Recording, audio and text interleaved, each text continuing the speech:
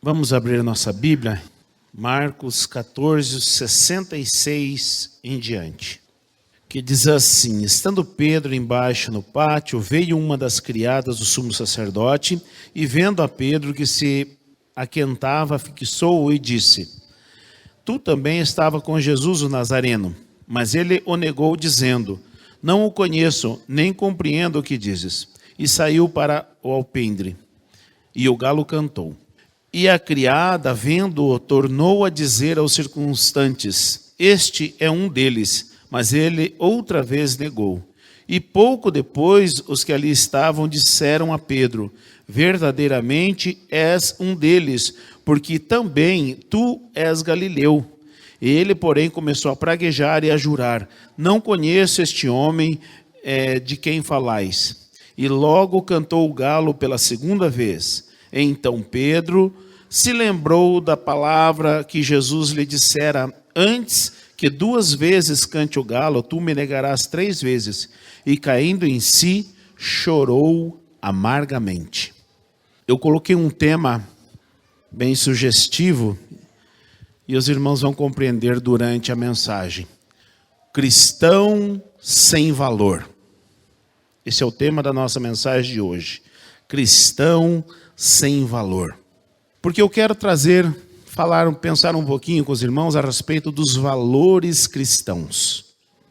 E o capítulo 14, aqui de Marcos, ele relata os fatos ocorridos antes, durante e depois do Getsêmani. Este relato é enquanto Jesus ele estava ali a partir do seu grande sofrimento. Então aconteceu esses fatos com ele, ou com Pedro, né? Melhor dizendo. Do verso 32 em diante, o texto relata a agonia de Jesus. E Jesus, ali no Getsêmani, ele dizia: Senhor, se possível, passa de mim este cálice. A vida cristã nunca foi fácil.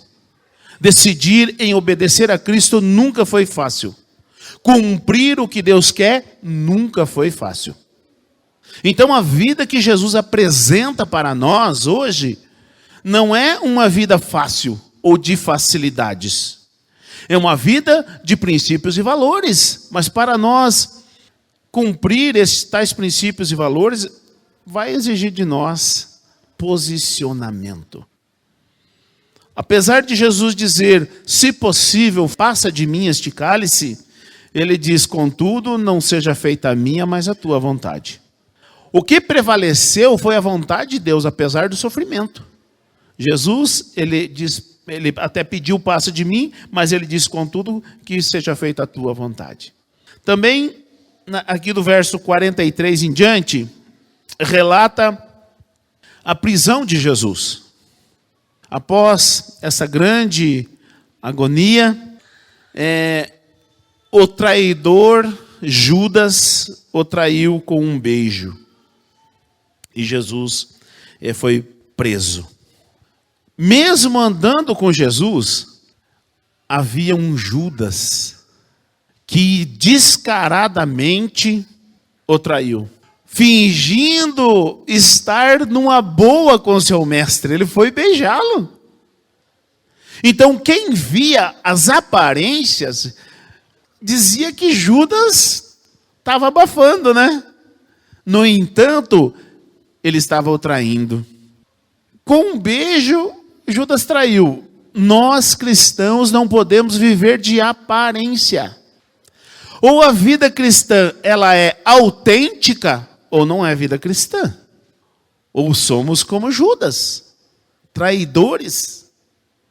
Então, nós não podemos na vida cristã querer viver de aparência, porque a vida cristã, ela não é de aparência.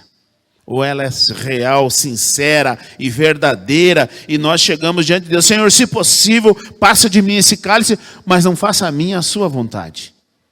Nós precisamos ser sinceros diante de Deus. Se está doendo, está doendo.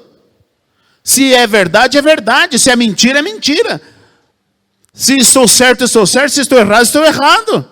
Mas nós precisamos ser sinceros diante de Deus.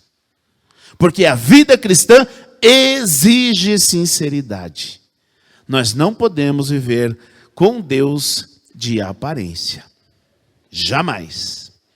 Aí dos 50, aí a gente vê algo interessante aqui, ó, que diz assim, ó. Então, deixando-o, todos fugiram. Jesus, ele foi abandonado. No momento mais crucial, ali de decisões que Jesus precisava contar com aqueles seus seguidores, todos, não se salvou um, todos o abandonaram. Então Jesus, ele foi abandonado aqui por seus discípulos. Mas isso mudou? Na hora do aperto aqui não sobrou um para defender os interesses do reino. Nós estamos vivendo o tempo em que continua as pessoas abandonando Jesus na hora do vamos ver. Na hora das decisões, na hora dos valores serem aplicados, as pessoas abandonam Jesus e eu quero pensar aqui com vocês a respeito de algumas coisas que nós cristãos, nós não podemos fugir da raia. Ou nós somos cristãos autênticos, ou nós somos cristãos sem valor. Os valores cristãos, eles precisam ser aplicados no nosso cotidiano. Os valores do reino, eles precisam ser aplicados no nosso dia a dia. Antigamente, para abrir qualquer porta na sociedade, era só falar, eu sou crente da igreja do pastor fulano de tal. Pronto, se abria qualquer porta. Eu lembro que na minha infância, os meus pais, eles faziam compra o ano inteiro para pagar só na outra safra. E o armazém, que chamava de armazém, né? O armazém confiava, podia ir lá pegar o que quisesse, o ano inteirinho. Anotava num caderninho lá. E aí na safra era que se pagava. Olha as portas abertas. Por quê? Porque antigamente, quando alguém falava que era crente, ele tinha valores. Ele prezava pelos valores bíblicos. Hoje a coisa bagunçou. Todo mundo fala que é crente, todo mundo fala, mas que vive é pouco mesmo. O que ficou explícito aqui nesse texto é que os seguidores de Jesus não tiveram coragem para defender aquele que eles afirmavam ser seu mestre, Rabi. Mas na hora do vamos ver, eles não tiveram coragem para defendê-lo e fugiram. O que sempre caracterizou a vida cristã autêntica foi os valores que cada um tem e defende. Os valores cristãos, eles estão em xeque novamente. Nos dias de hoje, os valores cristãos estão em xeque. E a história de Pedro, ela deve servir como exemplo para cada um de nós, porque nós somos chamados povo de Deus. Por pouca coisa, muitos negam um grande amigo. Por pouca coisa. Não precisa ser muito. Por pouca coisa. O que sustenta uma amizade é os valores que os envolvidos têm. Só que os valores, eles não podem estar apenas de um lado da história. Eles precisam estar dos dois lados. E nós, como cristãos, nunca podemos ser o elo fraco para perder ou desfazer amizades. Basta uma discordância, uma discorda para que uma amizade muitas vezes se perca. Quais teus valores mesmo? De onde você extraiu os teus valores? Quando os teus valores são colocados em xeque, como você reage? Esses dias veio aqui o primeiro amigo meu que eu fiz no estado de São Paulo há 34 anos. E eu tenho amizade com ele da mesma forma há 34 anos. Já tivemos discórdias? Já, muitas discórdias. Mas nada foi possível ou nada foi empecilho para que a nossa amizade continuasse da mesma forma. Nós não podemos deixar com que amizades sejam desfeitas por nossa causa ou por nossa culpa. Quantos amigos você tem? De quanto tempo é? Os que você perdeu, por que você perdeu? O que aconteceu? A culpa foi sua? Então nós precisamos rever alguns valores, para que no momento de decisão nós não venhamos a perder amigos.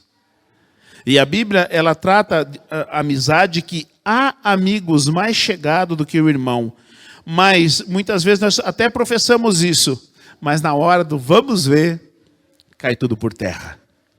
Por causa de pequenas coisas, muitas vezes nós negamos até mesmo a nossa família. E a gente tem visto nesses dias aí, né?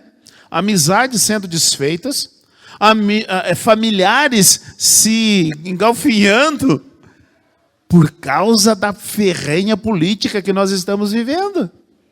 Basta postar alguma coisa que o outro... Eu vivi essa semana, inclusive trabalhei numa situação assim, que por causa da política, familiares entraram em choque. E feio. Então, por pouca coisa, as pessoas estão perdendo familiares, amigos, porque os valores não estão bem definidos ainda. E os valores que nós precisamos ter muito bem definidos são os valores bíblicos. Eu pensei muito, e eu ia passar um videozinho aqui, para ilustrar alguns valores que estão em decadência na nossa sociedade hoje. Mas eu pensei, e eu não vou passar esse videozinho, até que eu pedi para deixar separado, eu não vou passar, porque fala de política. Porque está falando de política. E eu precisei trabalhar já nesse sentido por causa de política, que pessoas que perderam a amizade. Irmãos, eu acho que a família, hoje em dia, há pais que falam mal dos seus filhos, abertamente. E há filhos que falam mal dos seus pais, abertamente. Isso jamais deveria acontecer porque fere os princípios bíblicos. Porque a Bíblia diz assim: vós filhos, sede obediente a vossos pais no Senhor, pois isso é justo. Efésios capítulo 6, 1 e 2. Honra teu pai e tua mãe para que te vá bem, que é o primeiro mandamento com promessa. Como que pode um filho falar mal de um pai? Se ele perdeu a consideração pelo pai ou pela mãe, ele vai ter consideração por quem? Ou pelo quê? Então nós precisamos voltar novamente os valores bíblicos do nosso cotidiano. E aí fala assim: vós pais, seguindo o texto, não provoqueis a ira a vossos filhos, mas criai-os na admoestação do Senhor. Esses são os valores bíblicos para que nós possamos observá-los na nossa família. E quando nós não observamos tais valores, então é onde acontecem esses problemas. Aí há pai que fala mal de filho, há filho que fala mal de pai. Mas jamais um pai ou uma mãe deveria admitir que alguém falasse mal do seu filho, ou um filho admitir que alguém falasse mal do seu pai ou da sua mãe. Erro, nós nunca defendemos o erro que o nosso filho, que o nosso pai cometeu. Mas o nosso pai, o nosso filho, nós vamos defender com unhas e dentes, até embaixo d'água. E por que isso muitas vezes não acontece? Porque os valores bíblicos não estão no nosso coração. Porque os princípios da palavra de Deus não estão cravados no nosso coração. E aí, nós ouvimos, mas não guardamos no nosso coração. Nós precisamos guardar no nosso coração. Escondi a tua palavra no meu coração para não pecar contra ti, deve ser um lema nosso. E nós não estamos observando. Então, é uma falta de temor a Deus quando essas coisas acontecem na nossa família. Nós não podemos ser como Pedro aqui nessa situação. Porque Pedro, ele jogou fora tudo que Jesus tinha dito e tudo que Jesus tinha feito por ele, ele jogou fora nesse instante aqui porque ele negou. E nós, quando não vivemos esses valores bíblicos, nós também estamos jogando fora aquilo que de Deus aprendemos. Ouvimos, mas não guardamos no nosso coração. Nós precisamos nos voltar para a palavra, irmãos. Não basta nós apenas professar, dizer, não, eu sou crente, eu isso, eu aquilo, mas não viver os valores que a Bíblia defende. Por pouca coisa, muitos falam mal do seu trabalho, que é de onde tiram o seu sustento. E há uma reclamação geral, não, porque na empresa isso, na empresa aquilo, meu patrão isso, meu patrão aquilo, e deito lenha, da onde tiram o seu sustento? Como assim? Não há uma gratidão no coração por ter aquele emprego? Porque alguém confiou em você e te contratou para trabalhar, não há uma gratidão no coração? E aí por pouca coisa, olha onde que começa. Começa nos atrasos. Há pessoas que para chegar, chega se arrastando. Para sair, não vê a hora de sair. Gente, que valor é esse? Eu acho que aquele que demora muito para chegar e tem pressa para sair, não entendeu nada de evangelho. Porque o trabalho é de onde traz a dignidade para nós, para nossa família. E nós precisamos ter isso como um valor no nosso coração. Um cristão jamais deveria falar mal do seu patrão ou da empresa onde trabalha. Porque são valores que um cristão precisa guardar. A Bíblia diz que é para honrar os patrões. A Bíblia diz que é para orar por seus líderes aqui na terra. E aí a pessoa vai falar mal? Como assim? Está indo contra os princípios e valores do reino. Então nós precisamos rever o nosso conceito. Um cristão jamais deveria participar de greves, né? Hoje já não tem mais quase greve, né? Está difícil de ter greve. Mas antigamente era piquete em frente de fábrica, né? Hoje já está mais difícil. Mas ou falar mal do patrão, ainda a gente se vê muito. Então a gente não poderia ouvir da boca de um cristão esse tipo de comentário. Seja lá onde for o teu trabalho, você precisa valorizar e agradecer a Deus, porque você tem um trabalho, porque alguém confiou em você uma função na sua empresa. E você precisa agradecer a Deus. Então, existe uma guerra hoje, política, né? Que coloca o patrão contra o empregado, ou vice-versa, o empregado contra o patrão. Existe uma filosofia maligna a respeito disso, e muitos cristãos estão comprando essa ideia. Muitos cristãos estão achando bonito. Jamais, gente, jamais. O cristão ele precisa ser exemplo aonde ele estiver. Ele precisa glorificar a Deus, inclusive no seu trabalho. Por pouca coisa, muitos negam os seus líderes da fé. Quantos cristãos falam mal dos seus líderes? Quantos cristãos falam mal abertamente dos seus líderes? Quantos cristãos falam mal do pastor? Quantos cristãos falam mal da igreja? Isso deveria ser motivo das pessoas temer a Deus, para abrir a boca para falar alguma coisa da liderança, do pastorado, da igreja onde congrega. Então, quando vemos alguém fazendo isso, a gente deveria repreender. E por que nós não fazemos isso? Porque queremos ficar de bem, né? Com a pessoa. Fazer o quê, né? Todo mundo erra. Ao invés de se posicionar e defender. Porque em último caso, não é a liderança que a pessoa está sendo conivente no erro. Não é contra o pastor. Não é contra a igreja. Em última instância, é contra Deus. Porque para quem que a liderança trabalha? Não é para o pastor, é para Deus. Para quem que o pastor trabalha?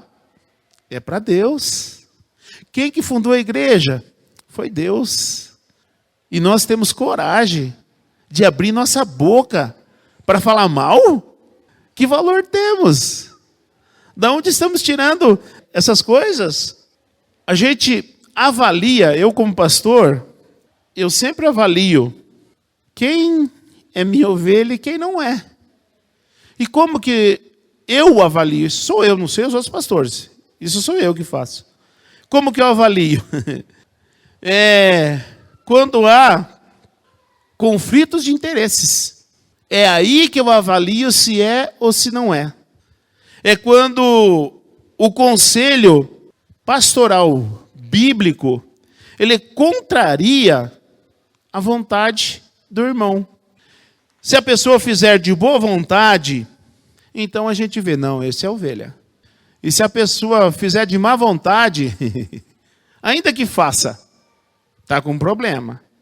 Agora, se não fizer, aí a gente vê, não, esse não é ovelha. Ou não é minha ovelha. Eu preciso ter parâmetros. Eu observo essas coisas. Então, quando a orientação é divergente daquilo que a pessoa quer, é aí que a gente vê se é ou se não é. Se faz ou se não faz, se faz de boa vontade ou de má vontade. Mas as pessoas falam mal. Acertando, errando, as pessoas falam mal. E aqui, irmãos, eu pensei para falar sobre isso aqui. Sabe por quê?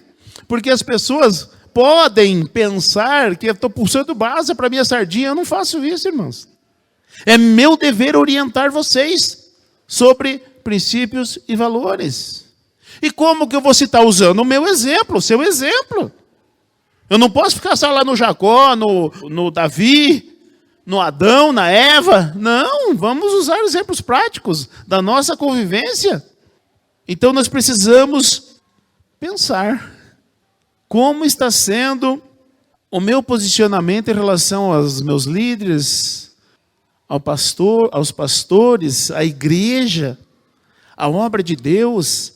Então nós precisamos pensar, porque as pessoas estão perdendo a noção do que é ser um cristão de verdade.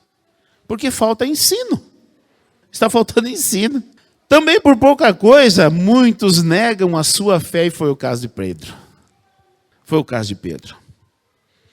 A fé evangélica, ela não é apenas um discurso bonito. Falar bonito não revela a fé evangélica. A fé evangélica consiste em princípios e valores definidos por Jesus Cristo na sua palavra. Negar a fé é seguir por caminhos onde a fé não anda. E nós vemos, ou estamos vivenciando isso aqui no nosso país. Não estou falando especificamente da nossa cidade ou da nossa igreja, mas do nosso país.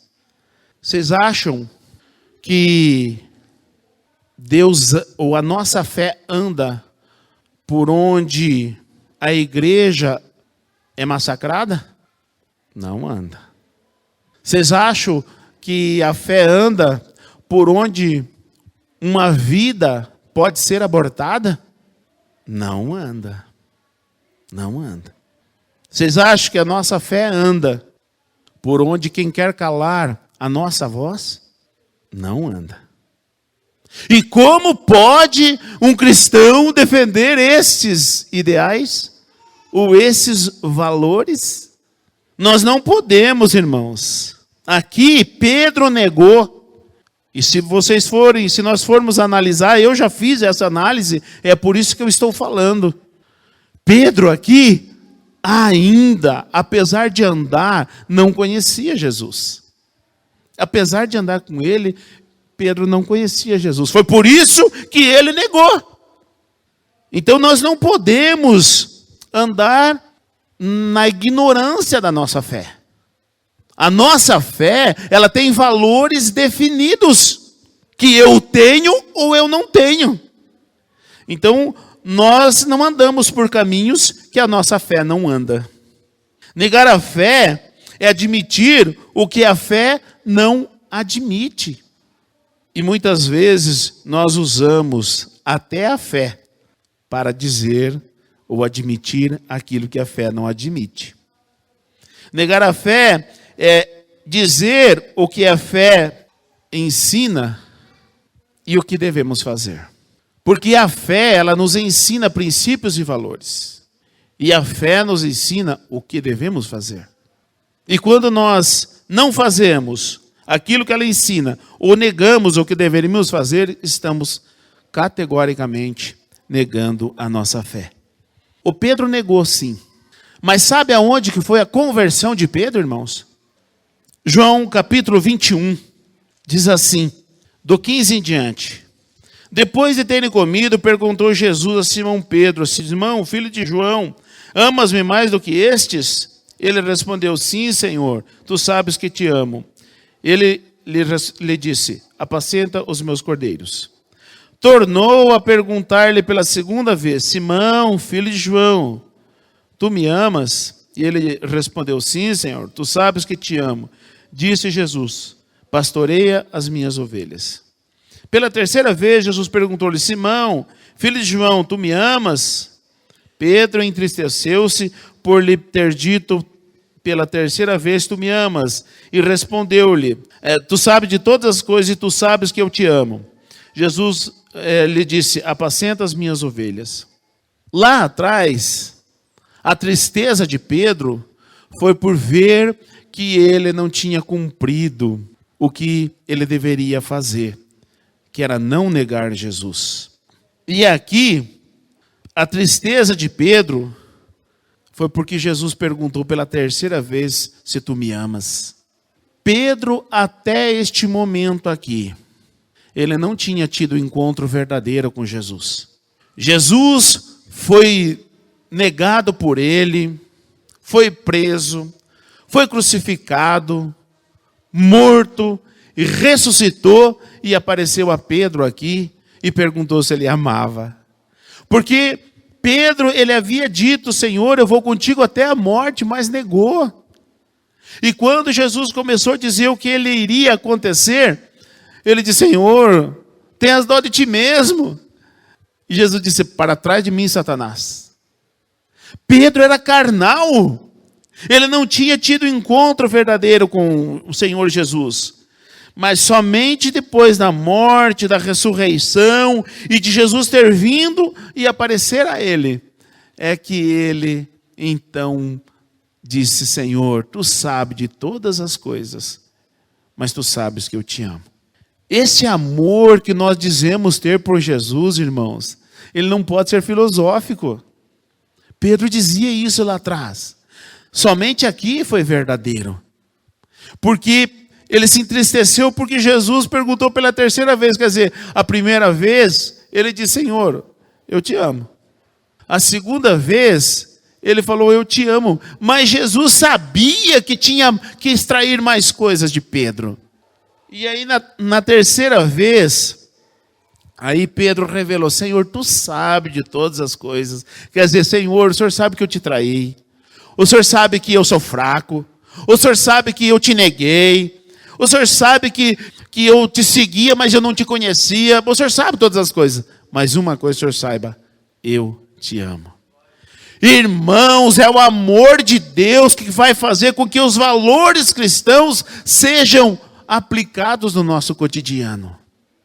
Não é as circunstâncias apenas, é o amor a Deus. É o amor a Deus que faz com que eu me afaste do pecado. É o amor a Deus que faz com que eu me desvie de caminhos errantes. É o amor de Deus que faz com que eu ande aonde a fé diz que é para andar.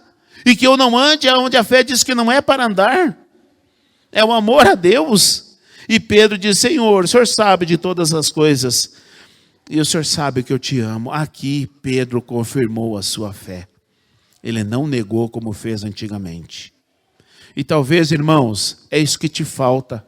É você ter consciência, não, eu estou errado. Eu andei errante. E chorar amargamente como Pedro chorou. O texto diz que Pedro chorou amargamente depois que o galo cantou. Então talvez é isso. O que é o choro de Pedro? É consciência. Eu errei. Eu não podia ter negado, mas eu neguei. Eu deveria ter confirmado a minha fé, mas eu não fiz. Então talvez nós precisamos chorar amargamente hoje aqui, para que o Senhor tenha misericórdia de nós e nos perdoe das vezes que temos negado, que o valor nosso foi pro ralo, o valor cristão foi jogado no lixo. Que você possa nesta noite ter a consciência, que você possa admitir os teus erros, porque são os teus atos que revelam os valores de Cristo na tua vida. Se há valores de Cristo nos teus atos, então sim, você pode dizer, eu sou um verdadeiro cristão. Agora, se não há, se os teus atos não revelam Cristo, então você pode dizer, Senhor, me perdoa. E chore amargamente, se arrependa e comece de novo, porque para Deus é possível. Ele está te chamando, ó, vem Pedro. Ele que foi ao encontro de Pedro. E ele disse, Pedro, tu me amas? Então o Senhor está de novo dizendo, Isaías, você me ama? Israel, você me ama? Marta, você me ama? Então não negue os meus valores na tua vida. Que os teus atos revelem a Cristo. Que você possa não se calar, porque Jesus, quando foi repreender os escribas e fariseus, porque os seus discípulos estavam clamando, hosanas das maiores alturas, quando ele estava entrando ali em Jerusalém, ele diz assim em Lucas 19, asseguro-vos que se esses se calarem, as próprias pedras clamarão. E nós temos visto os crentes calados, sem defender os seus valores. Ao contrário, desdenhando dos valores. Que você não venha fazer isso. Não se cale diante de críticas ou de circunstâncias. Revele o teu valor ou o valor de Cristo através da tua vida. Que Deus nos abençoe.